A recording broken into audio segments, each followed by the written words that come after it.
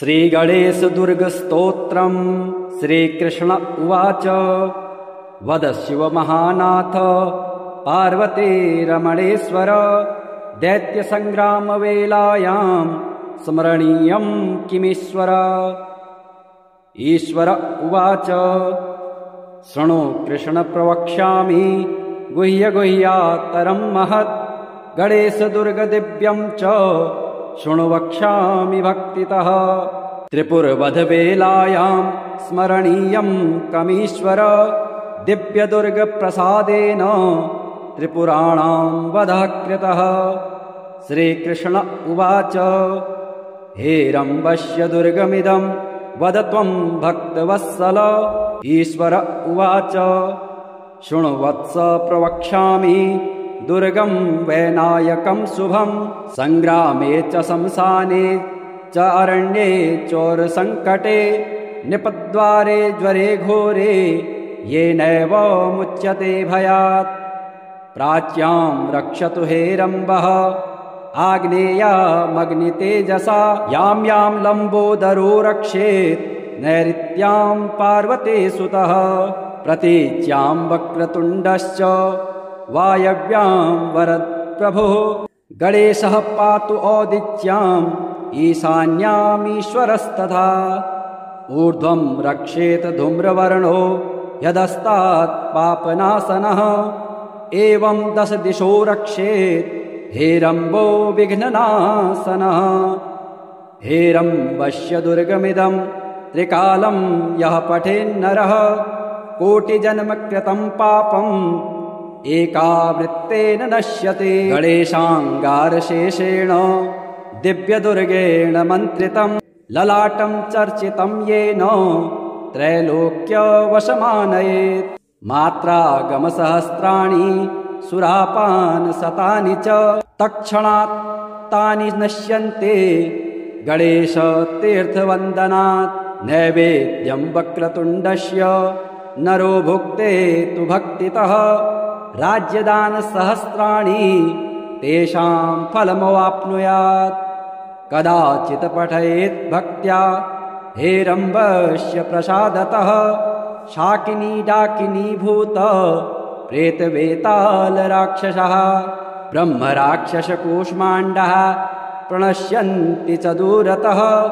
भूर्जे वा तालपत्रे वा दुर्गं हेरम्बमालिखेत्, करमूले धृतं येन करस्थः सर्वसिद्धयः।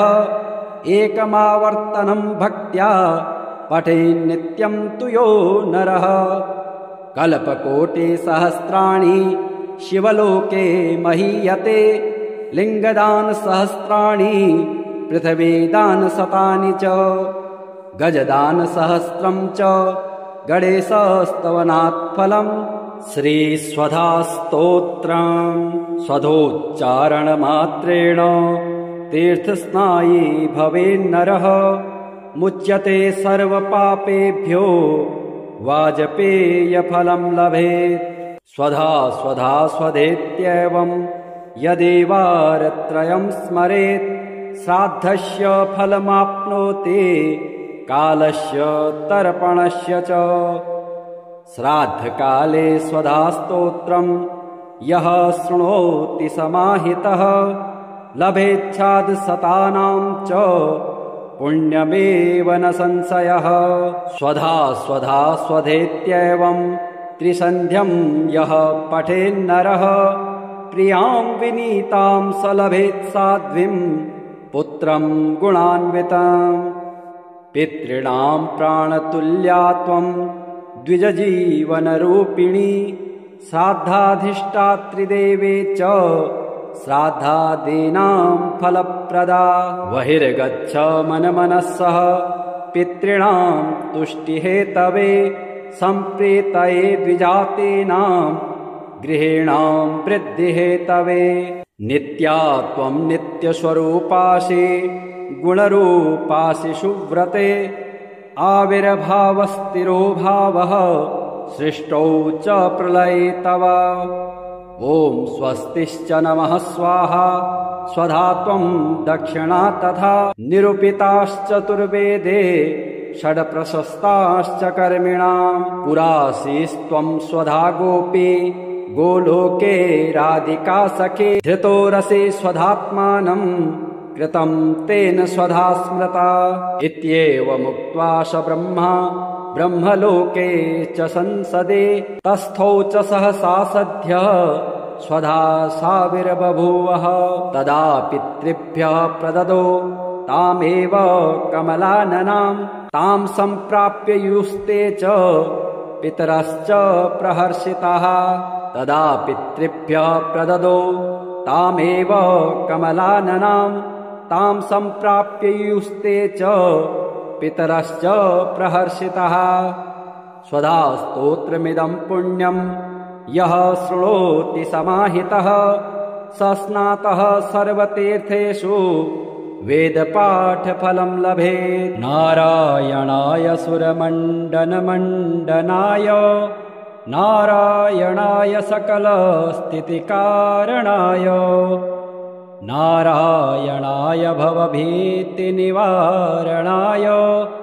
नारायणाय प्रभवाय नमो नमस्ते नारायणाय शतचन्द्रनिभाननाय नारायणाय मणिकुण्डलधारणाय नारायणाय निजभक्तपरायणाय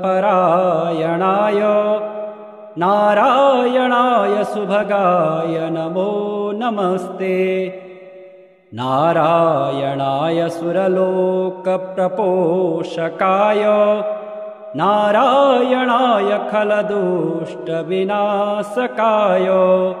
नारायणाय दितिपुत्रविमर्दनाय नारायणाय सुलभाय नमो नमस्ते नारायणाय रविमण्डलसंस्थिताय नारायणाय परमार्थप्रदर्शनाय नारायणाय अतुलाय अतीन्द्रियाय नारायणाय विरजाय नमो नमस्ते नारायणाय रमणाय रमावराय नारायणाय रसिकाय रसोत्सुकाय नारायणाय रजोवर्जितनिर्मलाय नारायणाय वरदाय नमो नमस्ते नारायणाय वरदाय मुरोत्तमाय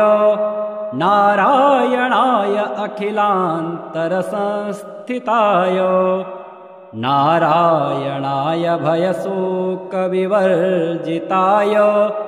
नारायणाय प्रबलाय नमो नमस्ते नारायणाय निगमाय निरञ्जनाय नारायणाय चहराय नरोत्तमाय नारायणाय कटिसूत्रविभूषणाय नारायणाय हरये महते नमस्ते वारायणाय कटकाङ्गदभूषणाय नारायणाय मणिकौस्तुभशोभनाय नारायणाय तुलमौक्तिकभूषणाय नारायणाय चयमाय नमो नमस्ते नारायणाय रविकोटिप्रतापनाय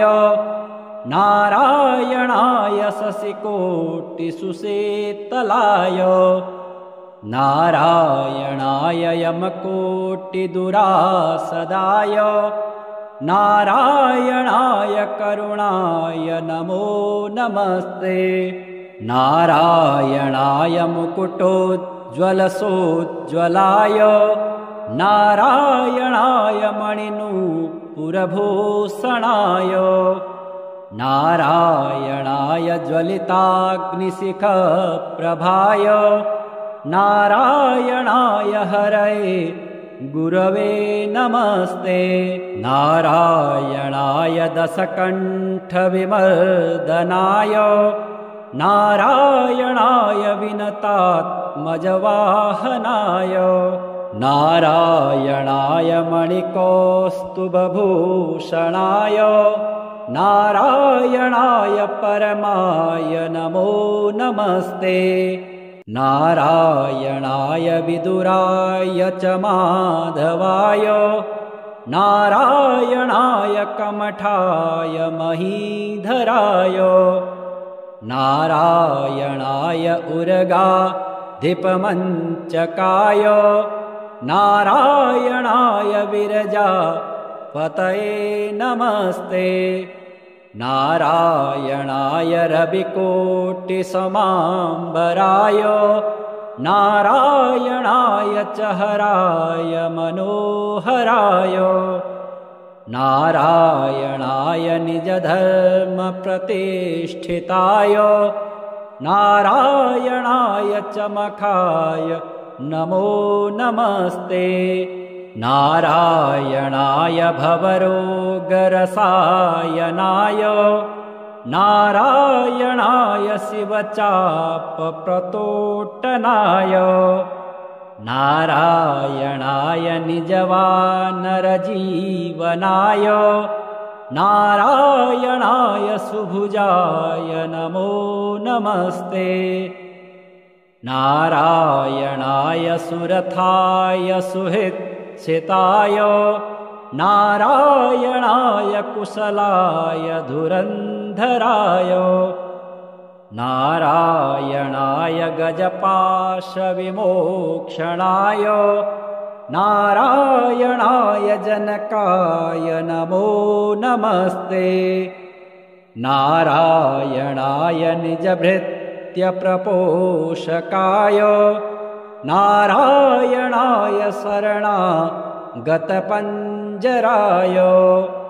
नारायणाय पुरुषाय पुरातनाय नारायणाय सुपथाय नमो नमस्ते नारायणाय मणिश्वासनसंस्थिताय नारायणाय शतवीर्यशताननाय नारायणाय पवनाय च केशवाय नारायणाय रविभाय नमो नमस्ते श्रीः पतिर्यज्ञपतिः प्रजापतिर्धियां पतिर्लोकपतिर्धरापतिः पतिर्गतिश्चान्धकविष्णिसात्वतां प्रसीदतां मे भगवान् सतां पतिः त्रिभुवनकमनं तमालवर्णं रविगर्गौरवराम्बरं दधाने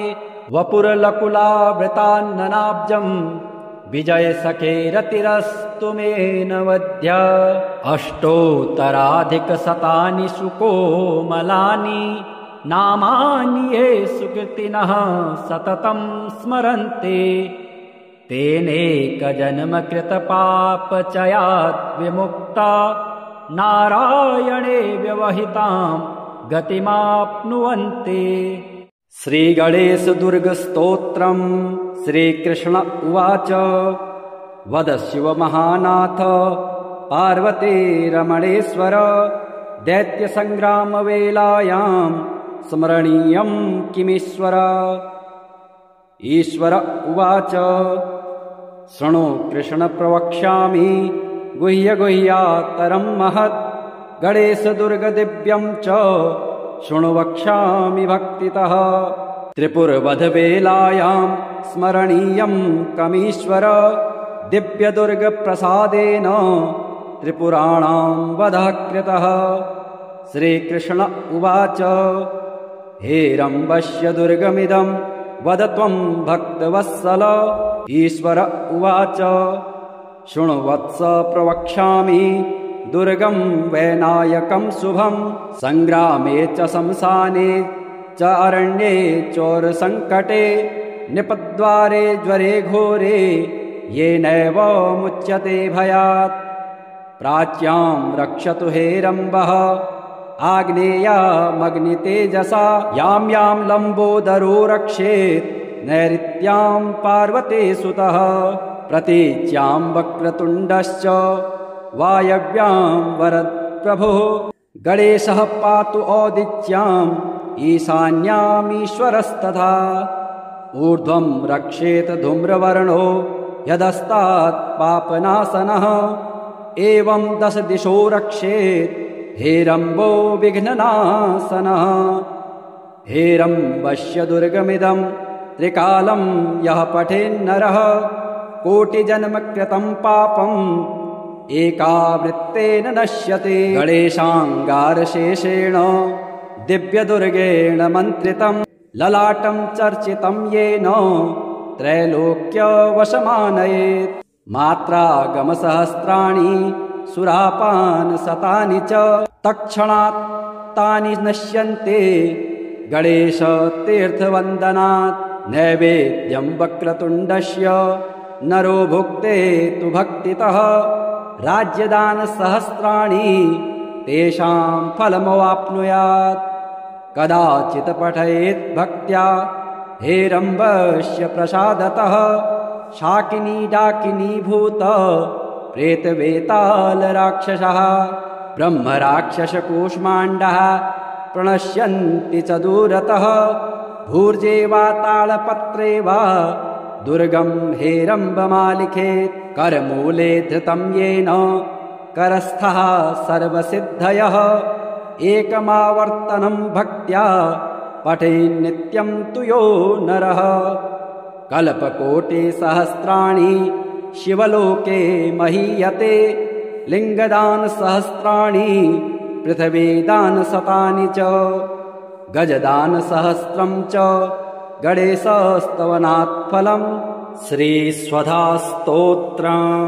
स्वधोच्चारणमात्रेण तीर्थस्नायी भवेन्नरः मुच्यते सर्वपापेभ्यो वाजपेयफलं लभेत् स्वधा स्वधा स्वधेत्येवं यदेवारत्रयं स्मरेत् श्राद्धस्य फलमाप्नोति कालस्य तर्पणस्य च श्राद्धकाले स्वधास्तोत्रं यः शृणोति समाहितः लभेच्छादशतानां च पुण्यमेव न संशयः स्वधा स्वधा स्वधेत्येवं त्रिसन्ध्यं यः पठेन्नरः प्रियां विनीतां स लभेत् साध्वीं पुत्रं गुणान्विताम् पितॄणां प्राणतुल्या त्वं द्विजजीवनरूपिणी श्राद्धाधिष्ठात्रिदेवे च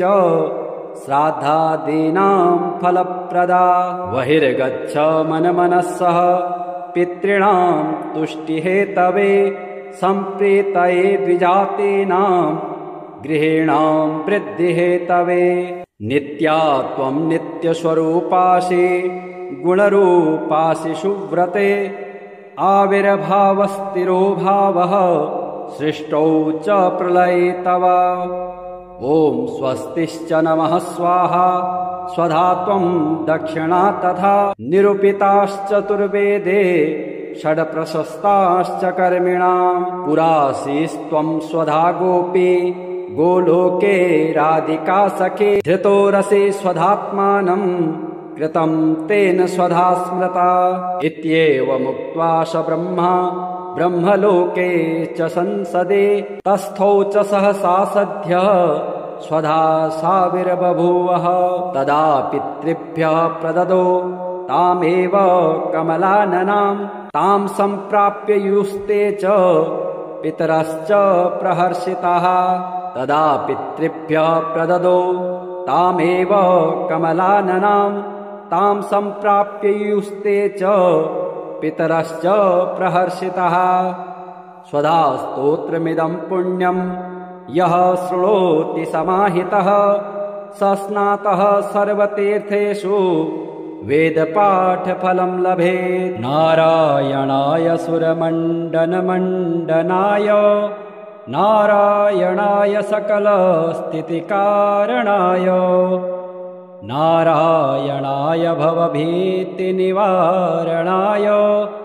नारायणाय प्रभवाय नमो नमस्ते नारायणाय शतचन्द्रनिभाननाय नारायणाय मणिकुण्डलधारणाय नारायणाय निजभक्तपरायणाय नारायणाय सुभगाय नमो नमस्ते।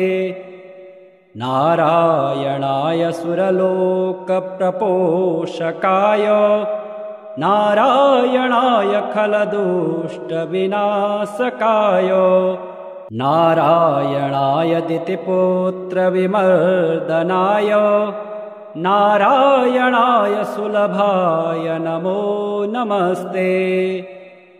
नारायणाय रविमण्डलसंस्थिताय नारायणाय परमार्थप्रदर्शनाय नारायणाय अतुलाय अतीन्द्रयाय नारायणाय विरजाय नमो नमस्ते। नारायणाय रमणाय रमावराय नारायणाय रसिकाय रसोत्सुकाय नारायणाय रजोवर्जितनिर्मलाय नारायणाय वरदाय नमो नमस्ते। नारायणाय वरदाय मुरोत्तमाय नारायणाय अखिलान्तरसंस्थिताय नारायणाय भयशोकविवर्जिताय नारायणाय प्रबलाय नमो नमस्ते। नारायणाय निगमाय निरञ्जनाय नारायणाय चहराय नरोत्तमाय नारायणाय कटिसूत्रविभूषणाय नारायणाय हरये महते नमस्ते।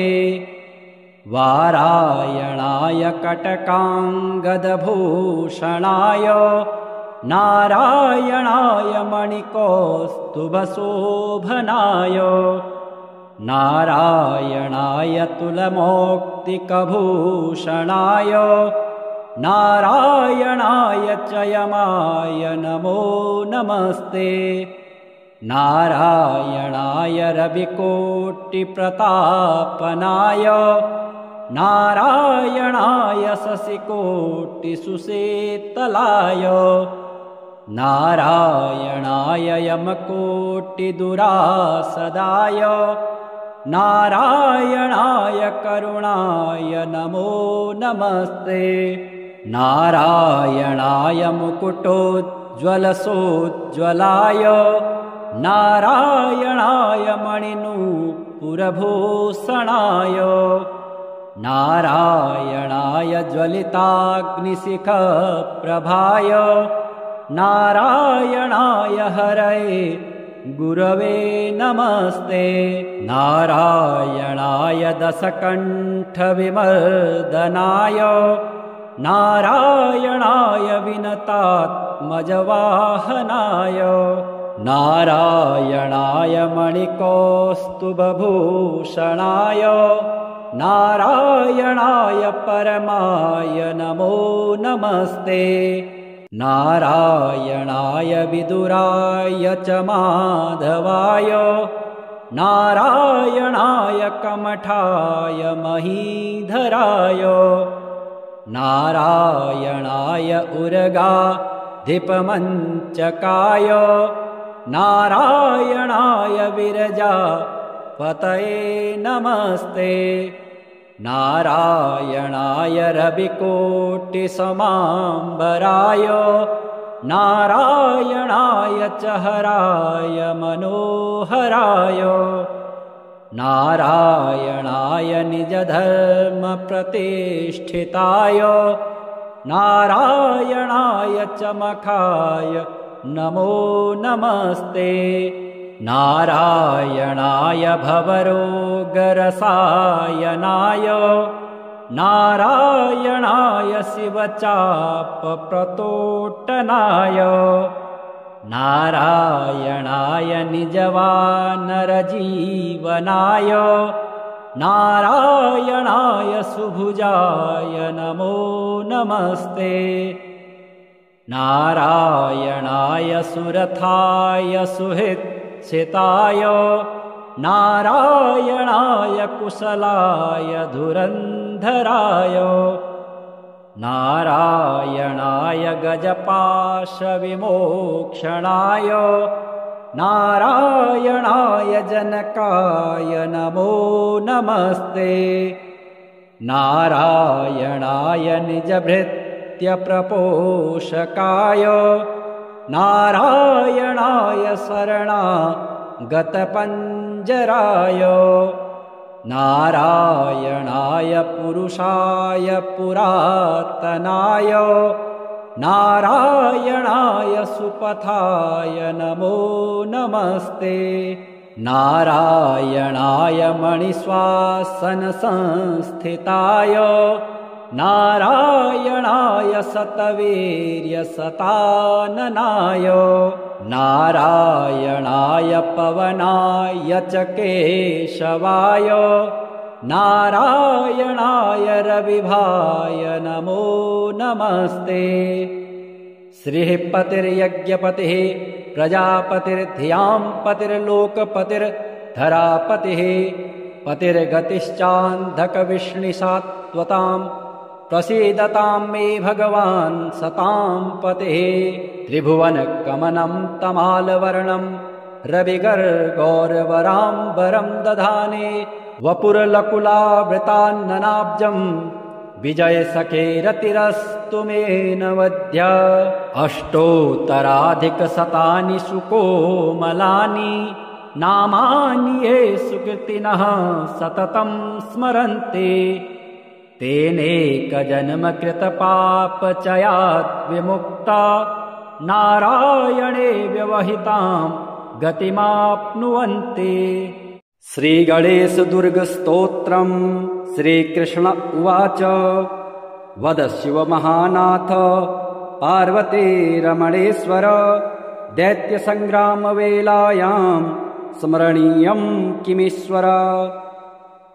ईश्वर उवाच शृणु कृष्ण प्रवक्ष्यामि गुह्यगुह्यात्तरं महत् गणेशदुर्गदिव्यं च शृणु वक्ष्यामि भक्तितः।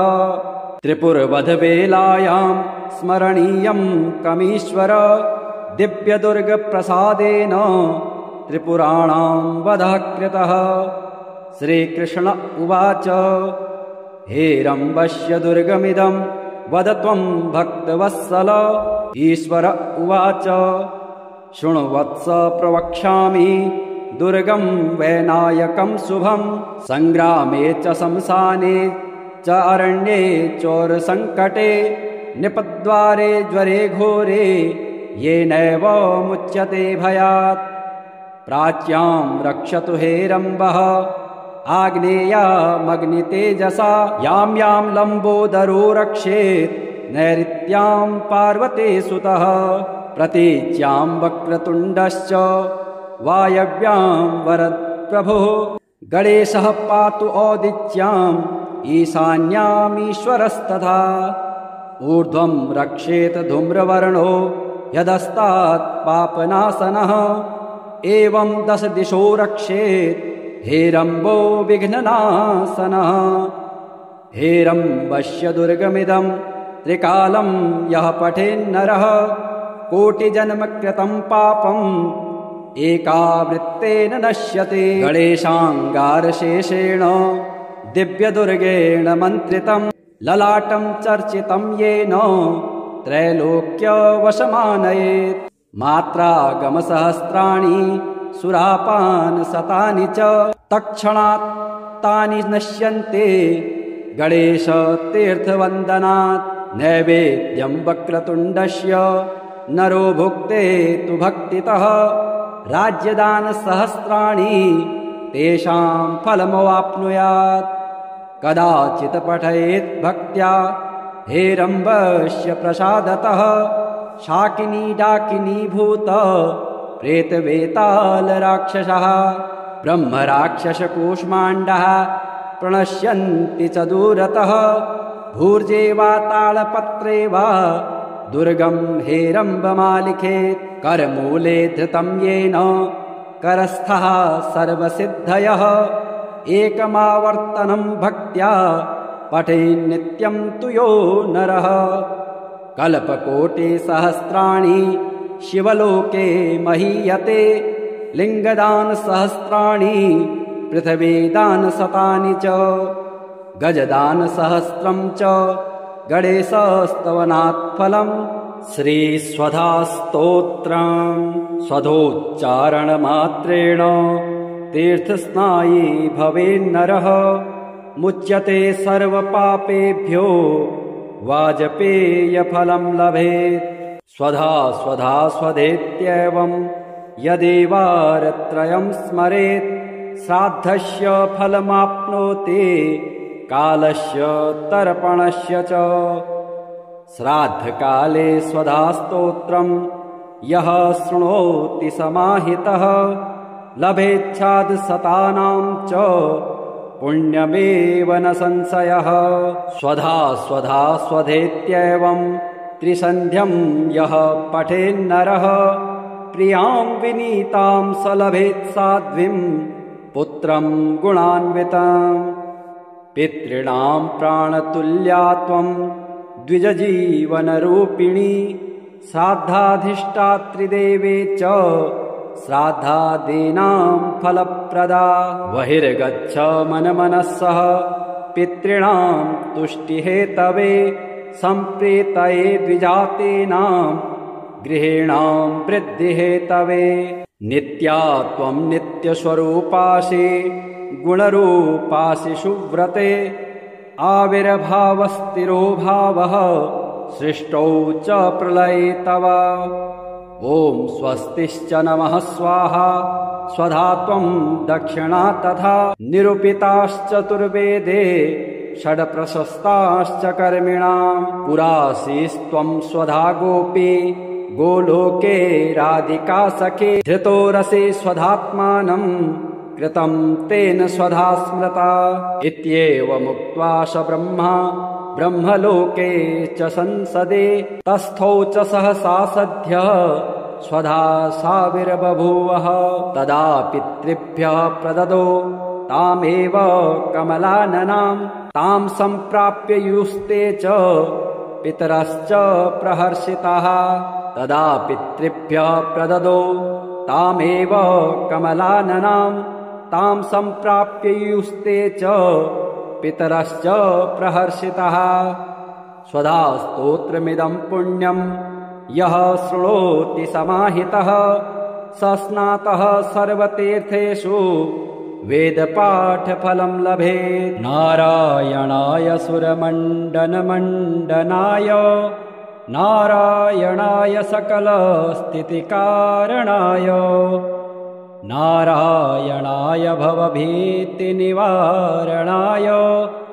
नारायणाय प्रभवाय नमो नमस्ते नारायणाय शतचन्द्रनिभाननाय नारायणाय मणिकुण्डलधारणाय नारायणाय निजभक्तपरायणाय नारायणाय सुभगाय नमो नमस्ते नारायणाय सुरलोकप्रपोषकाय नारायणाय खलदुष्टविनाशकाय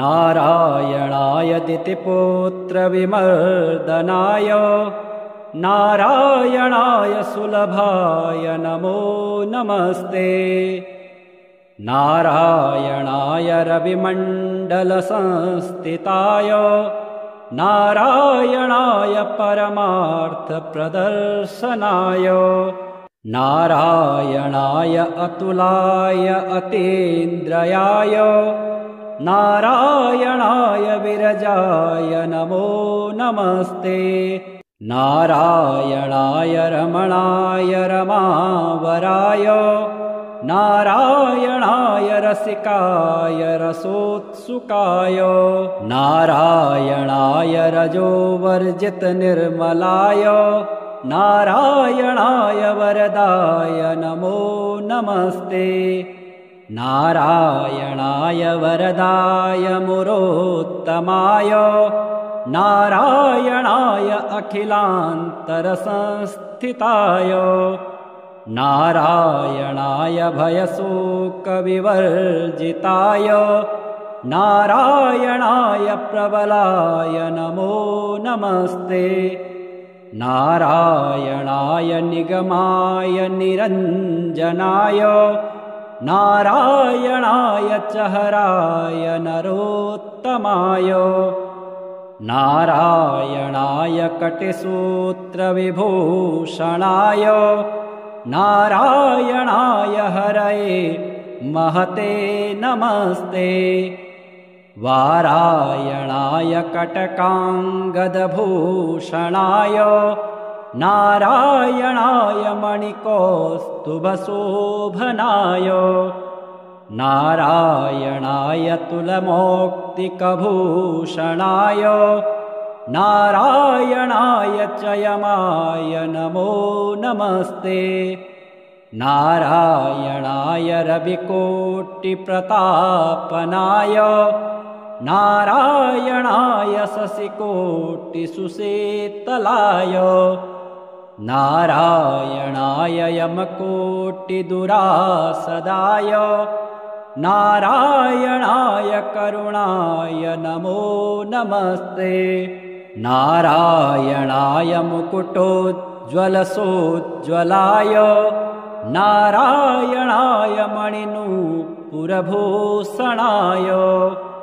नारायणाय ज्वलिताग्निशिखप्रभाय नारायणाय हरये गुरवे नमस्ते नारायणाय दशकण्ठविमर्दनाय नारायणाय विनतात्मजवाहनाय नारायणाय मणिकौस्तुभभूषणाय नारायणाय परमाय नमो नमस्ते नारायणाय विदुराय च माधवाय नारायणाय कमठाय महीधराय नारायणाय उर्गाधिपमञ्चकाय नारायणाय विरजापतये नमस्ते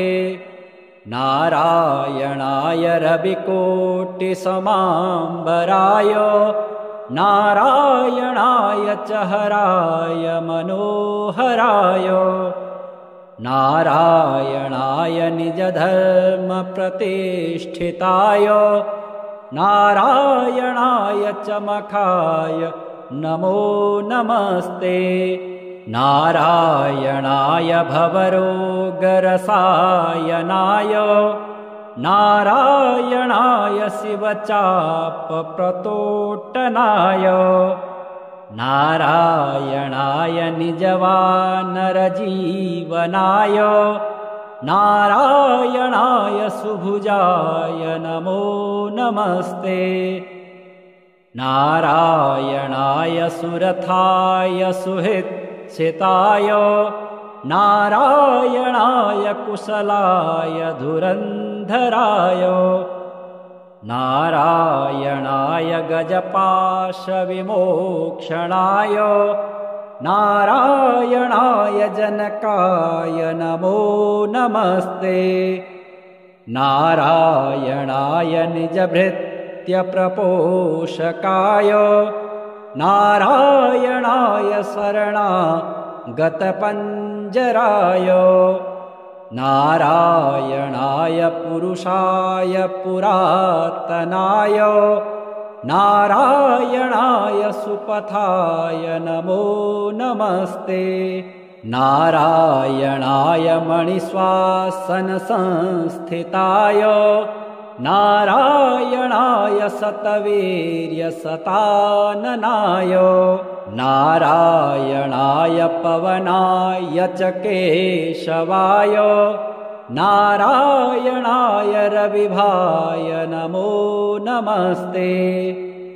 श्रीः पतिर्यज्ञपतिः प्रजापतिर्धियां पतिर्लोकपतिर्धरापतिः पतिर्गतिश्चान्धकविष्णिसात्वतां प्रसीदतां मे भगवान् सतां पतिः। त्रिभुवनकमनं तमालवर्णं रविगर्गौरवराम्बरं दधाने वपुरलकुलावृतान्ननाब्जं विजयसखेरतिरस्तु मे नवद्य। अष्टोत्तराधिकशतानि सुकोमलानि नामानि ये सुकृतिनः सततं स्मरन्ति तेनेकजन्मकृतपापचयात् विमुक्ता नारायणे व्यवहितां गतिमाप्नुवन्ति।